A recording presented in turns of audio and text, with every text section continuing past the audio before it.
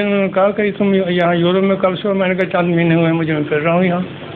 تو کہنے لگے کیا تم سمجھتے ہو کہ یہ یورپ ہے یہ مسلمان ہو جائے گا؟ میں نے کہا جو ہو تو ضرور جائے گا. اللہ تعالیٰ نے کہا کہ ہونا ہے تو 200 سال 300 سال کے اندر.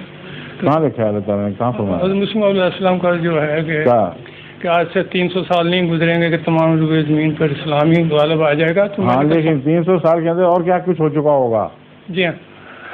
یہ نہیں پتا کہ کتنی بڑی دوائیاں یورپ پر آ چکی ہوں گی اس وقت تک. جی ہاں. اور کون سا یورپ ہوگا یہ نہیں پتا. کیا وہ جنگ عظیم، تیسری جنگ عظیم کے بعد کا یورپ ہے یا پہلا ہے؟ جہاں تک قرآن کریم کا تعلق ہے، تیسری جنگ عظیم یا وہ عالمی تباہی سے پہلے کے یورپ کے متعلق کوئی بھی خوشخبری میں نے کہیں نہیں پڑھی، یعنی مغربی دنیا کے متعلق. ہاں اس کے بعد قرآن کریم واضح خبر دے رہا ہے کہ جب عالمی طور پر ان کے تکبر توڑ دیے جائیں گے تب وہ رسول اللہ صلی اللہ علیہ وسلم کی پیروی کے اہل ہوں گے، اس سے پہلے نہیں ہوں گے. تو اس لیے میں آپ سے عرض کر رہا ہوں کہ ہر شخص کا علم اپنا ہے، مگر ہر بات کا جواب آدمی نہیں دے سکتا.